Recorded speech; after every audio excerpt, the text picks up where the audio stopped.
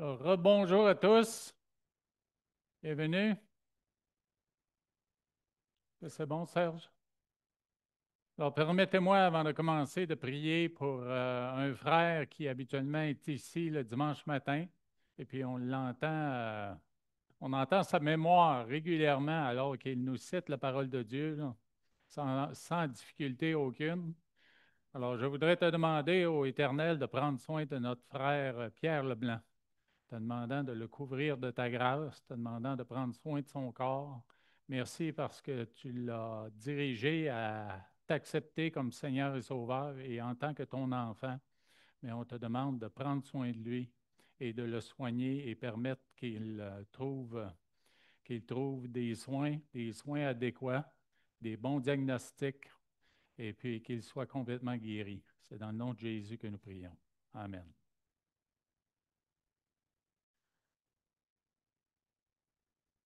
Alors oui, ce matin, j'entame l'avant-dernière étude dans la première épître de Paul à Timothée. Et puis, vous voyez la référence 1 Timothée 6, les versets 13 à 16. Et puis, c'est la deuxième partie d'un thème principal qui s'intitule L'homme de Dieu. Et bien sûr, ça fait référence certainement, principalement aux hommes qui sont des dirigeants spirituels dans l'Église, mais en même temps, ça s'adresse à toute personne qui a accepté Jésus-Christ comme Seigneur et Sauveur. Ça s'adresse à tout enfant de Dieu, femme de Dieu, enfant de Dieu, homme de Dieu. Alors, ce matin, nous regardons à la motivation du dirigeant spirituel. Et j'ai été vraiment, vraiment béni ce matin d'entendre les prières, d'entendre les louanges, d'entendre les partages, tout ce qui a été dit, mais c'est vraiment un, non seulement des détails, une élaboration, mais aussi un résumé de mon message. Alors oui, dans le passage que nous regardons ce matin, nous voyons des exhortations de Paul pour son disciple Timothée, mais il y a beaucoup plus que ça. Alors, dans les versets 11 et 12, ce que nous avons étudié la dernière fois que nous nous sommes rencontrés, eh bien, nous avons lu pour toi, homme de Dieu, le terme dont je viens de vous parler. Exhortation, fuis ces choses, recherche la justice, la piété, la foi, la charité, la patience, la douceur. Combat le bon combat de la foi, saisis la vie éternelle à laquelle tu as été appelé et pour laquelle tu as fait une belle confession en présence d'un grand nombre de témoins. Alors oui, il y a plusieurs thèmes différents dans ces deux versets. Permettez-moi de faire un résumé rapide de ce que nous avons regardé ensemble. Il y a premièrement homme de Dieu. Et puis c'est une expression qu'on retrouve à deux occasions dans la parole. Ici dans 1 Timothée et aussi dans 2 Timothée, alors qu'on parle des Écritures en lien avec la direction dans l'Église ou avec n'importe quelle vie chrétienne. Vous connaissez les versets qui parlent de la Bible comme étant un livre ou une collection de livres inspirés de Dieu. Dans 2 Timothée 3,16, il est écrit: toute écriture est inspirée de Dieu et utile pour enseigner, pour convaincre, pour corriger, pour instruire dans la justice, afin que l'homme de Dieu soit accompli et propre à toute bonne œuvre. Alors, ce sont deux versets qui font le lien entre l'importance de la parole pour quelqu'un qui se dit de Dieu et qui veut influencer dans l'Église ou ailleurs. Influencer en prenant des initiatives et en dirigeant. Alors, homme de Dieu, une expression qui est très importante, seulement que deux fois dans les Écritures, mais très, très importante. Bien sûr, il y a les exhortations, comme je disais tantôt, fuis ces choses. Ce sont des avertissements contre l'idolâtrie et contre toute immoralité. Les deux grandes catégories de péchés qui sont là dans la parole. Idolâtrie, c'est-à-dire notre attitude envers notre Dieu créateur, et immoralité, nos attitudes, nos paroles et nos actions envers les gens qui nous entourent, que ce soit nos frères ou nos sœurs dans la foi, ou que ce soit n'importe qui en ce monde. Alors, ce sont des avertissements de Paul à Timothée contre les œuvres de la chair. Et bien sûr, on a une liste de toutes ces œuvres de la chair dans Galates 5, les versets 19 et 20. Et puis, vous allez en reconnaître dans ces œuvres. Il y a de ces œuvres de la chair qui sont personnelles. Nous pouvons les commettre personnellement, sans trop influencer à l'extérieur, mais ça nous fait du tort à nous. Et il y en a d'autres que nous commettons en relation avec d'autres personnes. Alors, on dit ceci dans Galates 5, à partir du verset 19. Or, les œuvres de la chair sont manifestes. Ce sont l'impudicité, l'impureté, la dissolution, l'idolâtrie, la magie, les inimitiés, les querelles, les jalousies, les animosités, les disputes, les divisions, les sectes, l'envie, l'ivrognerie, les excès de table et les choses semblables. Je vous dis d'avance, comme je l'ai déjà dit, que ceux qui commettent de telles choses n'hériteront point le royaume de Dieu. Alors, c'est une liste qui est importante des choses à éviter, à fuir, comme il est écrit ici dans la première épître de Timothée. Une autre exhortation, c'est le contraire, c'est de rechercher le fruit de l'esprit. Et puis encore dans Galates, chapitre 5, le verset 22, on a une liste de choses qui ont été reprises dans la première épître à Timothée par l'apôtre Paul à nouveau. Mais le fruit de l'esprit, c'est l'amour, c'est la joie, c'est la paix, c'est la patience, c'est la bonté, c'est la bénignité, on pourrait dire amabilité aussi, la fidélité, la douceur et la tempérance qui signifie la maîtrise de soi. Alors, fuir d'un côté les choses mauvaises et rechercher les choses bonnes.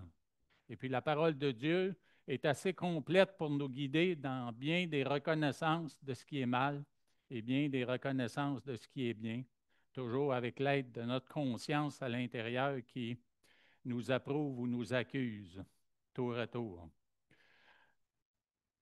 Ensuite, dans ce passage, nous avons aussi cette exhortation de combattre le bon combat.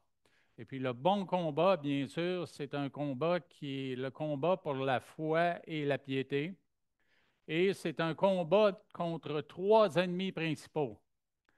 Le premier, bien sûr, c'est Satan. C'est l'ange déchu qui a amené le premier péché en convainquant Ève et Adam de pécher contre Dieu, et puis qui continue de mentir aux hommes pour les entraîner dans toutes sortes de tentations et dans des péchés. On parle de lui dans 1 Pierre 5,8 où il est écrit « Soyez sobres, veillez. Votre adversaire, le diable, rôde comme un lion rugissant, cherchant qui il dévorera. » Il est puissant, mais il reste que Dieu est encore souverain sur tout ce qui se passe sur cette planète. Et si le diable peut causer du trouble, c'est parce que Dieu a une volonté permissive, où il permet que des choses arrivent qui sont mauvaises dans un but bien précis. Et puis quand on regarde les troubles qui ont été mentionnés ce matin, là, dans certaines interventions dans cette communauté, mais on sait très bien que Dieu peut utiliser tout ce qui se passe, que ce soit en Haïti, en Ukraine, au Moyen-Orient. Il utilise ces choses pour attirer des gens à lui. Le trouble dans l'être intérieur que ça cause, mais ça amène des gens à chercher un sens. Chercher un sens à ce qui se passe, chercher un sens à leur propre vie, et puis Dieu les attire à lui de cette manière. Et bien sûr, le combat spirituel, mais on voit toutes les armes qui nous sont données d'utiliser dans Éphésiens chapitre 6, les versets 10 à 18. Ensuite, on a cette expression « saisis la vie éternelle ». Puis saisir, c'est se rappeler à tout moment. C'est une des motivations. Ce n'est pas une suggestion que Timothée pouvait par lui-même obtenir la vie éternelle. La vie éternelle, c'est Dieu qui nous l'a donnée par son Fils Jésus. Il nous l'envoie dans la grâce. Et puis, nous l'acceptons par la foi que lui nous donne. Alors, saisir la vie éternelle, c'est d'avoir toujours ça en premier plan dans nos pensées, connaître ce qu'il a fait pour nous, connaître ce qu'il nous a donné, ce trésor incroyable de vie éternelle que nous pouvons vivre dès maintenant. Mon frère, notre frère Michel, ce matin, a fait référence à cette vie-là que nous avons déjà pour remercier le Seigneur et puis demander que nous ayons cette sagesse de donner la pleine liberté au Saint-Esprit en nous, d'exprimer cette vie éternelle ici sur la terre devant un monde qui a grand besoin de voir cette réalité. C'est une nouvelle vie. C'est une vie éternelle et puis le Seigneur nous appelle à la vivre dès maintenant. C'est cette vie que nous confessons premièrement par le baptême, nous la confessons par la parole et nous la confessons par notre témoignage. On parle ensuite dans ce passage d'une belle confession.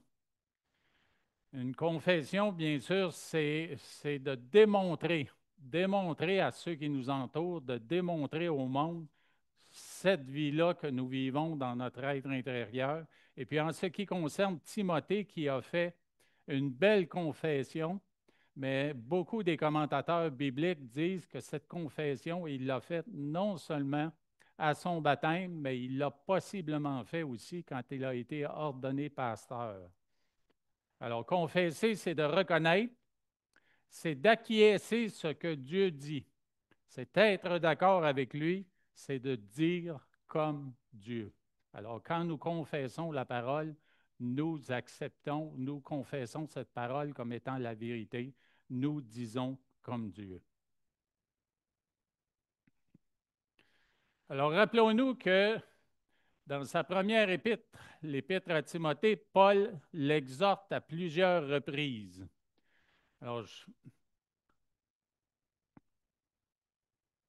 Alors, vous voyez dans le premier chapitre, si nous retournons au premier chapitre, vous voyez dès lors une exhortation ou des exhortations.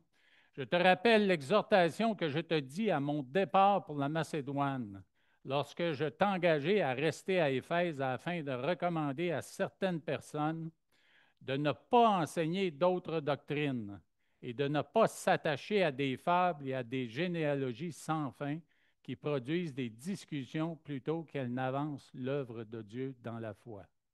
Alors, vous voyez que Paul il était généreux, très, très généreux, puisqu'il y en a plusieurs autres comme celle-ci. Dans le chapitre 4, le verset 11, déclare ces choses et enseigne-les. Dans le verset 16 du même chapitre, veille sur toi-même et sur ton enseignement, persévère dans ces choses, car en agissant ainsi, tu te sauveras toi-même et tu sauveras ceux qui t'écoutent. Déclare-leur ces choses afin qu'elles soient irréprochables. Dans le chapitre 5 et le verset 7, alors qu'il s'adressait aux veuves dans l'Église. Et puis finalement, dans le même chapitre, le verset 21, je te conjure devant Dieu, devant Jésus-Christ et devant les anges élus, d'observer ces choses sans prévention et de ne rien faire par faveur. Alors, vous voyez que Paul, dans son désir de voir Timothée avoir du succès dans l'Église et de trouver ou de voir à Éphèse une Église mature et une Église nombreuse, mais il lui a donné toutes sortes d'exhortations sans arrêt. Moi, je me rappelle avoir eu des entraîneurs quand je faisais du sport là, qui étaient très, très volubiles dans ce sens-là. Il y avait toujours des exhortations, toujours des conseils. Et je me rappelle un frère qui m'a montré à la pêche à la mouche. Il m'a montré la pêche à la mouche. Et lui aussi était volubile en toutes sortes d'exhortations. Mais à un moment donné, j'ai été obligé de lui dire, là, écoute mon frère, là, arrête là, parce que là, j'ai tellement de choses en tête à pratiquer là, que je suis tout mêlé. Alors, laisse-moi pratiquer une chose à la fois, la maîtriser, puis après ça, passer à la suivante. Mais on voit ici l'attitude de Paul qui désire vraiment que Timothée réussisse et puis qu'il ait une église ou qu'il soit pasteur d'une église qui soit en bonne santé spirituelle. Et c'est ce qu'il continue de faire dans le groupe de versets que nous regardons ce matin. Alors, vous voyez qu'il y a une petite partie là, dans les versets 13 et 14 où on donne deux exhortations. Paul donne deux exhortations qui résument un peu tout ce qu'il a dit jusqu'à maintenant.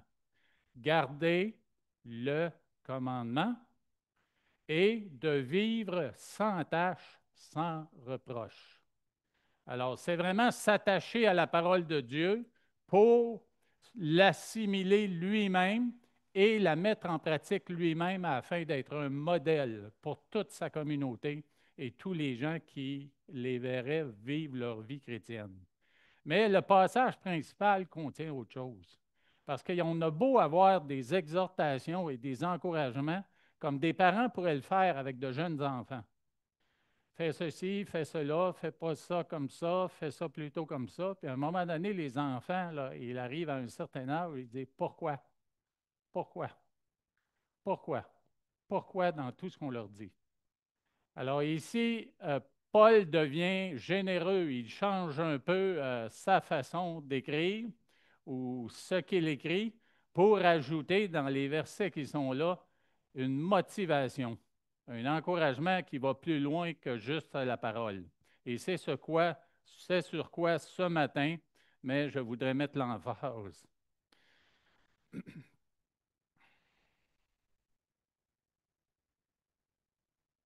Alors j'ai réimprimé sur une autre diapositive avec une emphase de ces versets-là qui vont parler de Dieu, principalement de Dieu, Dieu le Père, Dieu le Fils. Et puis vous avez en caractère plus foncé, vous avez le nombre de paroles qui sont considérées comme la motivation que Paul a écrite pour encourager son disciple Timothée. Alors, Dieu qui donne la vie à toute chose. Jésus-Christ qui fit une belle confession devant Ponce Pilate. L'apparition de notre Seigneur Jésus-Christ que manifestera en son temps le bienheureux et seul souverain, le roi des rois et le Seigneur des seigneurs, qui seul possède l'immortalité, qui habite une lumière inaccessible que nul homme n'a vue ni ne peut voir, à qui appartiennent l'honneur et la puissance éternelle. Amen. Alors, de qui est-ce que Paul parle ici? Il parle de Dieu. Il parle de Dieu, Dieu le Père et Dieu le Fils. Et puis, c'est ce qui devient la motivation, c'est ce qu'il veut, qu'il veut mettre l'emphase sur cette motivation-là qui est la motivation que Timothée devrait avoir. Non pas une motivation qui est générée par lui-même, mais c'est une motivation où il regarde à l'extérieur de ce que lui peut faire, puis des talents qu'il peut avoir ou des dons qu'il peut avoir. Il regarde à une motivation qui est Dieu le Père et Dieu le Fils, qui sont là comme deux grands témoins de l'œuvre qu'il est en train d'accomplir dans Paul, dans Timothée et dans toute l'Église. Et de la même façon, quand nous sommes découragés à essayer avec nos moyens, essayer avec notre expérience, essayer avec notre connaissance, mais Dieu demande, après qu'on soit peut-être un peu découragé, mais il demande qu'on regarde à lui. Il demande qu'on regarde au Père et qu'on regarde au Fils. Puis en regardant ce passage, mais je n'ai pu m'empêcher de penser à un commercial qui est présenté à la télévision et même sur Internet. Et puis, c'est un commercial qui pose la question pourquoi? Pourquoi ce tel produit? Et ce tel produit, c'est un détergent pour la lessive. Et je nommerai pas le nom, je ne veux pas faire de publicité, mais on dit pourquoi ce tel détergent au Québec? Puis la réponse, c'est parce que les bleuets. Ça vous dit quelque chose? Oui. Moi, j'ai trouvé que c'était un des bons commerciaux de notre temps qui nous fait sourire. On pose la question à nouveau, pourquoi ce tel détergent au Québec? Parce que les 4 roues, et là, on voit des images de saleté à n'en plus finir, là. Et finalement, on pose la question, pourquoi ce détergent au Québec? Parce que deux stimés ketchup, extra ketchup. Alors, vous voyez, cette question-là, on pourrait l'appliquer ici à toutes les exhortations que Paul donne à son disciple Timothée. Pourquoi? Pourquoi garder le commandement? Pourquoi une vie pure et sans tache? Parce que le Père, Dieu le Père, parce que le Fils, Dieu le Fils. Et c'est ce que je veux regarder plus en détail, regarder à Dieu le Père, regarder à Dieu le Fils et à leur attribut. Et puis, c'est pour encourager et stimuler plutôt son jeune protégé que Paul lui présente la plus grande des motivations à servir. Et puis, cette motivation, bien sûr, c'est le caractère du Dieu qu'il sert. Il y a un livre qui, en français, s'intitule La connaissance de l'Éternel d'A.W. Tozer. Permettez-moi de vous montrer la version que moi j'ai achetée il y a bien longtemps, la version anglaise qui s'appelle The Knowledge of the Holy. Et puis, principalement, chacun des chapitres adresse un des attributs de Dieu. Je vais vous en faire la liste ici, elle est assez exhaustive. Je vais la traduire en même temps en français. La Sainte Trinité, l'existence même de Dieu, il existe par lui-même, la suffisance de Dieu, l'éternité de Dieu, l'infinitude de Dieu, l'immutabilité de Dieu,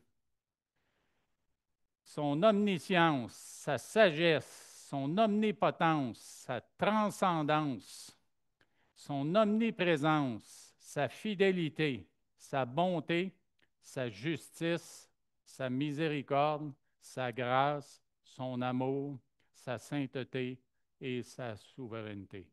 Alors, dans le passage que Paul a écrit dans les versets 13 à 16, ici dans notre passage, il y en a quelques-uns qui sont donnés. Mais dans un livre comme celui-ci, en français, c'est La connaissance de l'Éternel. Je pense qu'il est encore disponible dans les bibliothèques ou plutôt les librairies chrétiennes. Et puis, je vous encourage à consulter ce livre. Il nous donne vraiment là, une bonne description du caractère de Dieu. Alors, dans son livre, en français, il dit ceci: Ce qui nous vient à l'esprit lorsque nous pensons à Dieu est la chose la plus importante à notre sujet. Ce qui nous vient à l'esprit lorsque nous pensons à Dieu, c'est la chose la plus importante à notre sujet. Il dit aussi ceci: c'est pourquoi la question primordiale à laquelle l'Église se trouve confrontée est toujours Dieu lui-même.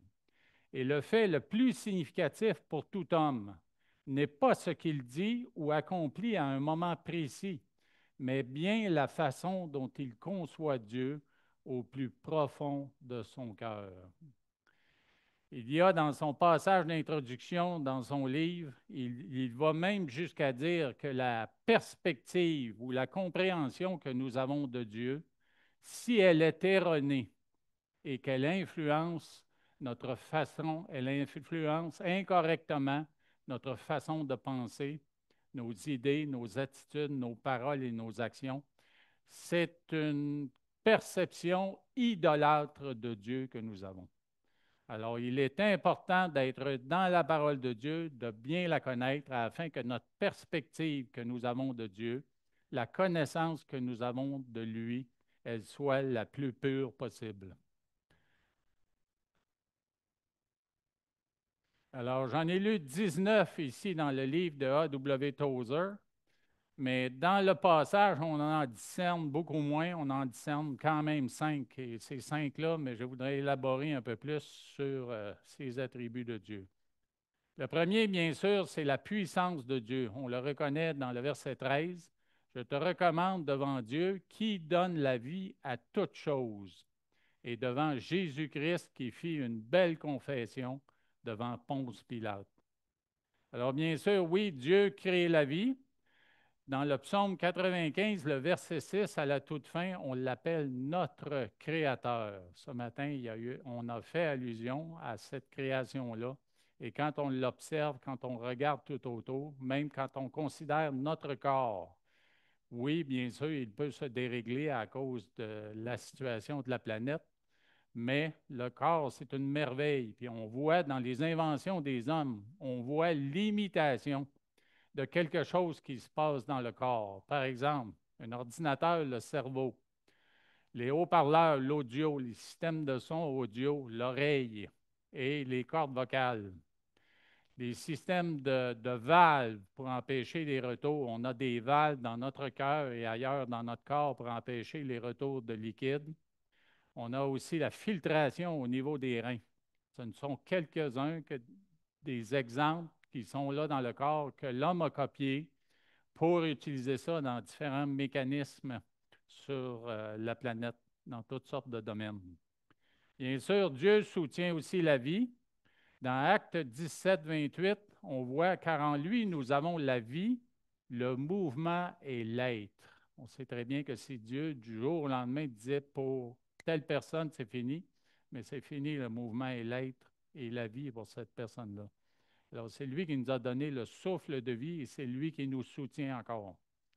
Dans le psaume 36, le verset 7, il est écrit « Éternel, tu soutiens les hommes et les bêtes. »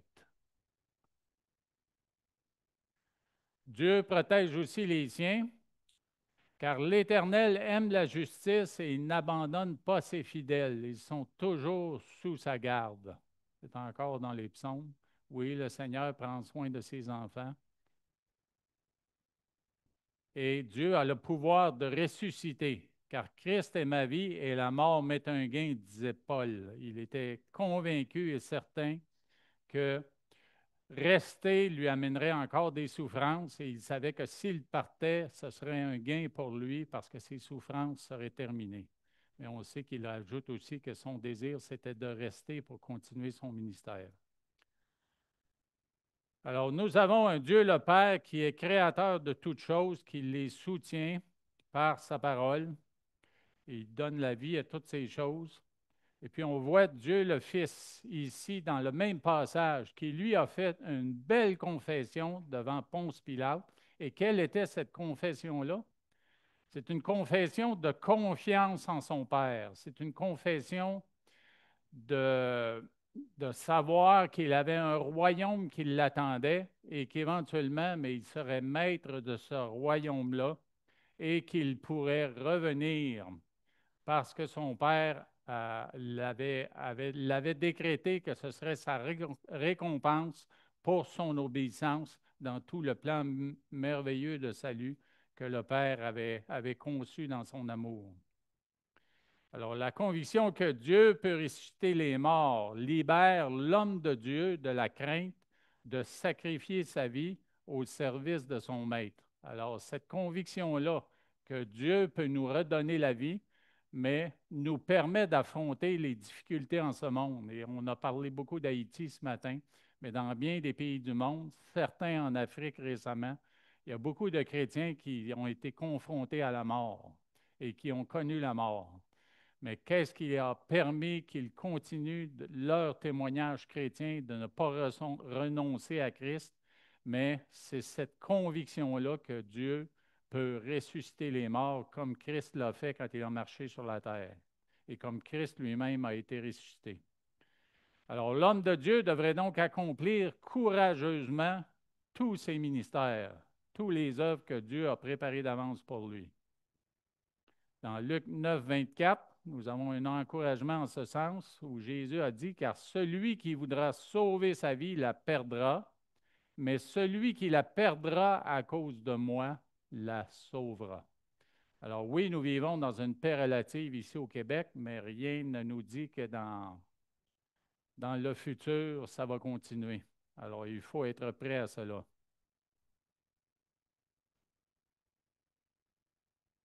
Je me rappelais aussi en lisant ces versets, en lisant les autres versets parallèles, je me rappelais un livre qui s'intitule Au seuil de l'éternité.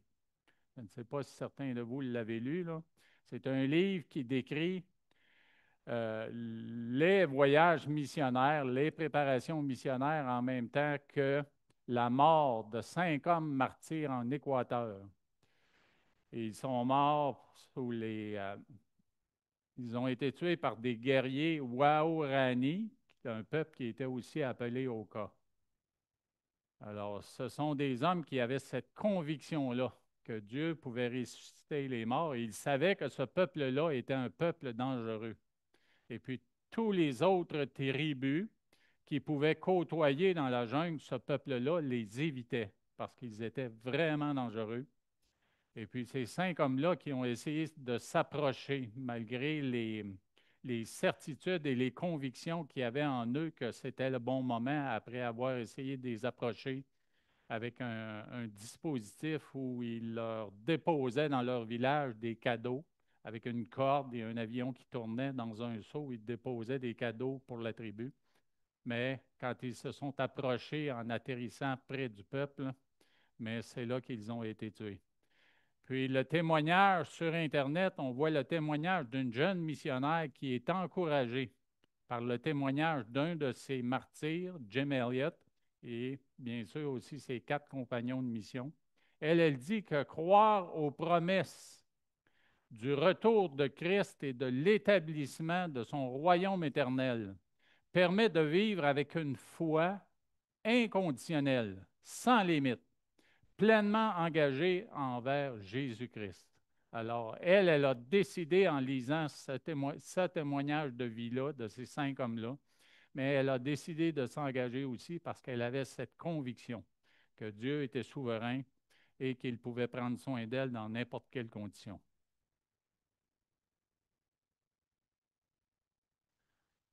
Alors, proclamer la parole, accomplir un ministère, c'est un énorme privilège en même temps qu'une immense responsabilité. Il y a quelques avertissements, 2 passages, 2 versets dans la parole, dans Jacques 3:1. Mes frères, qu'il n'y ait pas parmi vous un grand nombre de personnes qui se mettent à enseigner, car vous savez que nous serons jugés plus sévèrement. Et dans Luc 12, le verset 48, on demandera beaucoup à qui l'on a beaucoup donné, et on exigera davantage de celui à qui l'on a beaucoup confié. Alors, vous voyez que c'est une grande responsabilité devant Dieu, mais Dieu nous donne ce qu'il faut. Il nous donne le salut, il nous donne un appui de l'Église, il nous donne son Saint-Esprit, il nous donne sa parole, il nous donne les éléments pour le faire. Alors, si on se sent appelé à marcher dans les voies du Seigneur pour aller proclamer la bonne nouvelle, soit localement au Québec ou n'importe où ailleurs dans le monde, il ne faut pas craindre. Dieu ne nous a pas donné un esprit de crainte et un esprit de peur. Il nous a donné un esprit de force. Alors, une des autres caractéristiques de Dieu, qui est aussi un encouragement dans le ministère, c'est le fait que Dieu est le bienheureux. Ça a été mentionné dans la prière dans une prière ce matin. Et le mot bienheureux signifie heureux, content et satisfait. C'est une absence de chagrin, de frustration et d'anxiété. Il n'y a rien qui ne peut surprendre notre Seigneur. Alors, il est là, et puis il est souverain, il est en paix, et puis il nous communique cette paix-là. Et ceux qui entrent en relation avec Dieu participent à cette tranquillité parce qu'il est lui-même imperturbable. Ses disciples sont en paix et ils sont heureux. Dans le psaume 2, le verset 12, heureux tous ceux qui se confient en lui. Il y a combien de versets dans les psaumes qui disent ceci? Heureux ceux, heureux tous ceux. Sentez et voyez combien l'Éternel est bon. Heureux l'homme qui cherche en lui son refuge. Et dans le psaume 45, heureux l'homme qui place en l'Éternel sa confiance. Dans un des commentaires que j'ai consultés pour préparer ce message, il y avait une liste qui disait les heureux sont ceux que Dieu s'est choisis. Et vous avez le verset qui appuie cette déclaration. Les heureux sont aussi ceux qui connaissent Christ. Les heureux sont ceux qui croient l'Évangile, la bonne nouvelle. Les heureux sont ceux dont les péchés sont pardonnés. Les heureux sont ceux à qui Dieu impute la justice sans les œuvres. Et les heureux sont ceux qui obéissent à la parole de Dieu. Alors, c'est une liste qui, bien sûr, nous la connaissons parce que nous l'avons vue, nous l'avons vécue, nous l'avons appliquée dans nos vies.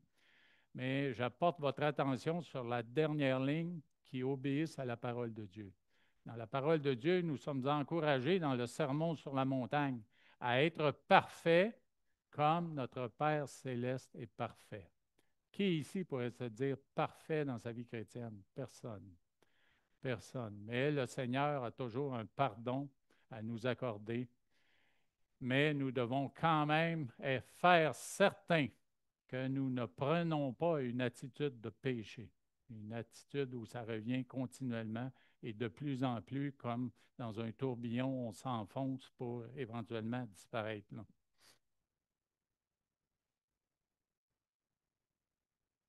Le prochain attribut a été encore une fois mentionné ce matin, c'est la souveraineté de Dieu. Ce qui signifie bien sûr qu'il est souverain, il est au-dessus de toute chose et que nul, que ce soit un ange ou que ce soit un homme, nul ne peut s'opposer à Dieu. Dans Ésaïe 43, 13, qui va dans ce sens, je le suis dès le commencement, et nul ne délivre de ma main. J'agirai, qui s'opposera?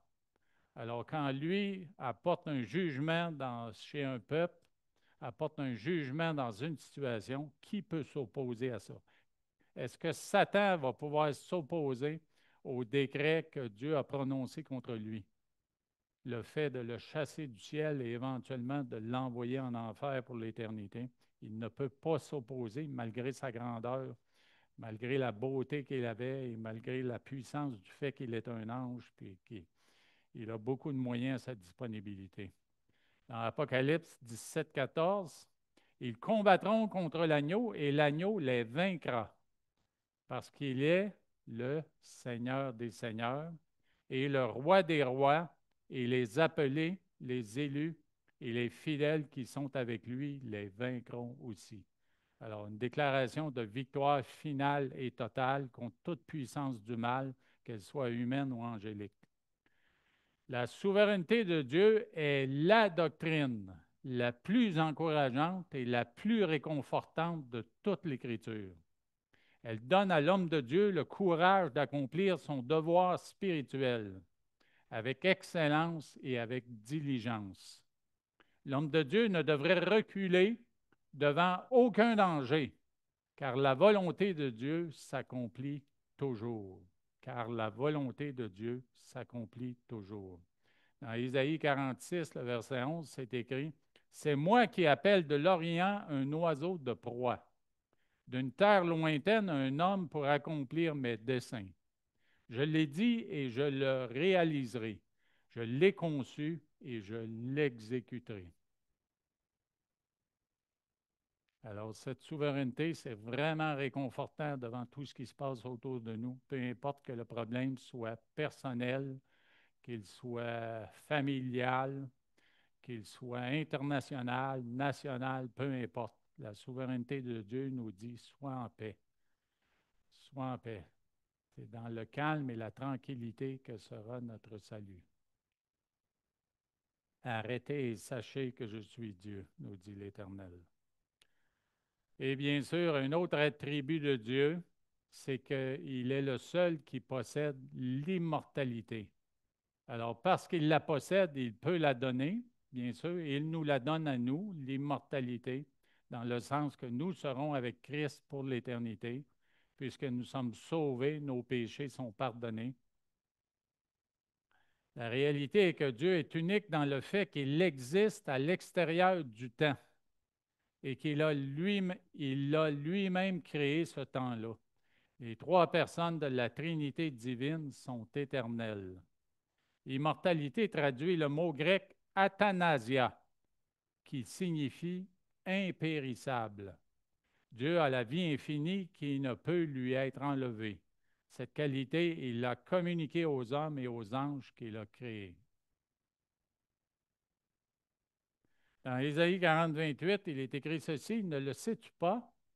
Ne l'as-tu pas appris? C'est le Dieu d'éternité. Il n'y a aucune autre religion sur la terre que le christianisme biblique qui peut décréter cette chose. C'est le Dieu d'éternité, c'est l'Éternel, qui a créé les extrémités de la terre. Il ne se fatigue point, il ne se lasse point. On ne peut sonder son intelligence. Dans le psaume 90, le verset 2, avant que les montagnes fussent nées et que tu eusses créé la terre et le monde, d'éternité en éternité, tu es Dieu. En Romains 8, 18, j'estime que les souffrances du temps présent ne sauraient être comparées à la gloire à venir qui sera révélée pour nous. Alors, cette éternité, parce qu'il nous la partage, mais nous allons la vivre en sa présence, dans un paradis où il n'y aura plus de larmes, plus de souffrances, plus de maladies.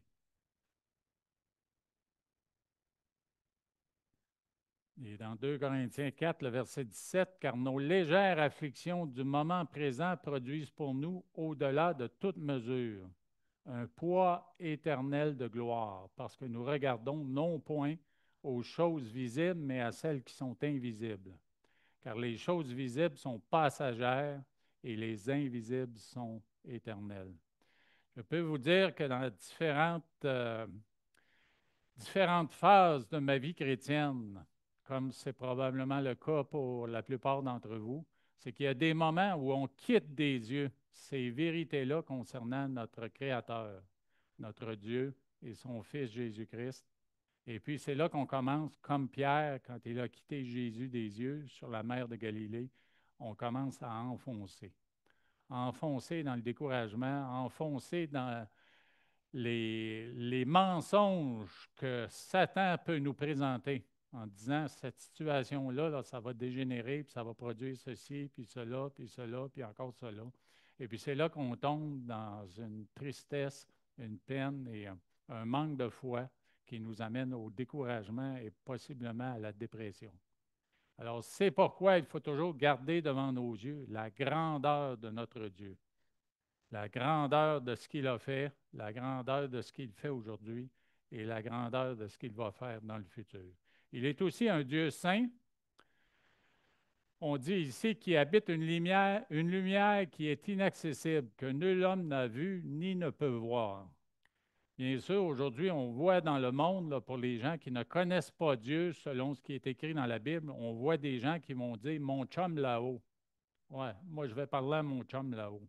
Mais le chum là-haut, là, il est grand en sainteté, puis tu ne peux pas te présenter devant lui en disant mon chum. On n'arrivera pas dans l'éternité devant lui en disant salut mon chum, là. Non, il est grand et il faut le révérer de cette manière-là. La révérence a disparu en ce monde et puis on a profané bien des connaissances de Dieu, les ordonnances de Dieu, on les a profanées, que ce soit le mariage, que ce soit la famille, peu importe ce qu'il a fait, ce qu'il a institué, on les a profanées puis on les a détruites. Alors, il est transcendant, bien au-delà de nous. Martin Luther a dit qu'il est un Dieu caché, mais un Dieu qui aime au point de se révéler. Quoique sans révélation, il nous serait impossible de le connaître tellement il est élevé. Ses pensées sont plus élevées que nos pensées. Dans le psaume 104, le verset 1, il est écrit: mon âme bénit l'Éternel. Éternel, mon Dieu, tu es infiniment grand. Je crois que c'était dans un des chants ce matin. Hein? Ouais, alors, vous voyez comment j'ai été béni de voir que tout correspondait à ce qui est écrit dans ce message.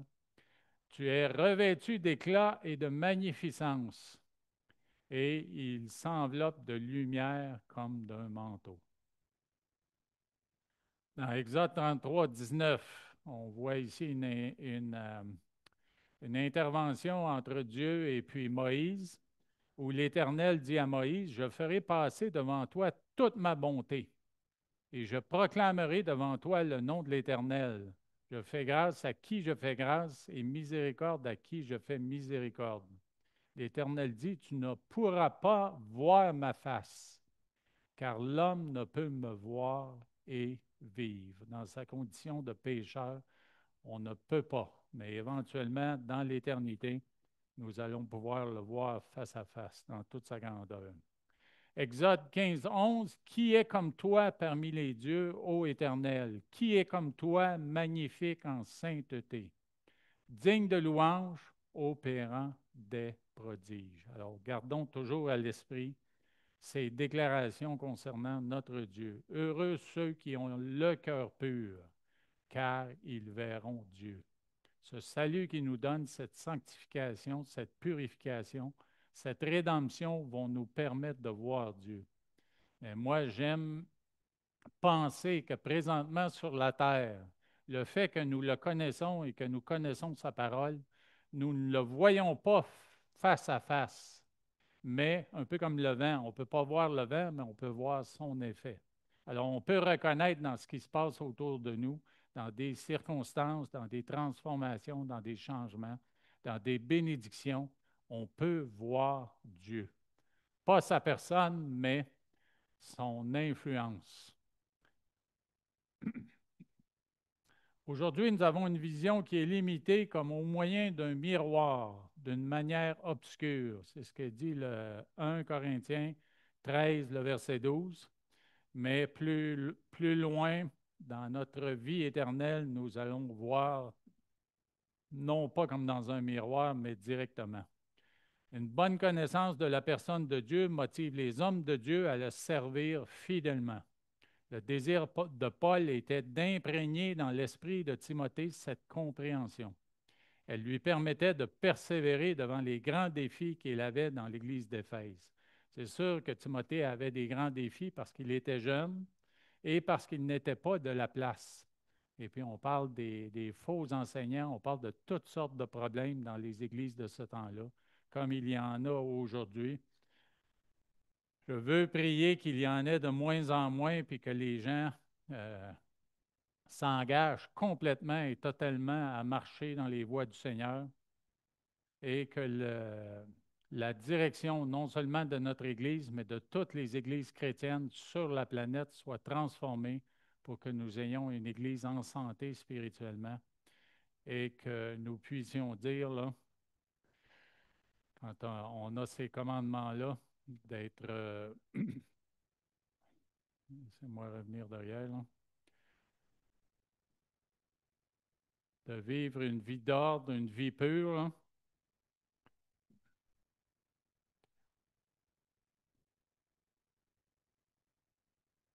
de vivre sans tâche et sans reproche et de garder le commandement. Nous puissions dire que notre motivation, c'est Jésus, c'est Dieu le Père, c'est Jésus le Fils et c'est le Saint-Esprit. Alors, comme dans le commercial, pourquoi? Pourquoi une vie d'ordre et pourquoi garder le commandement? Parce que Dieu le Père, parce que Dieu le Fils et parce que le Saint-Esprit. Prions.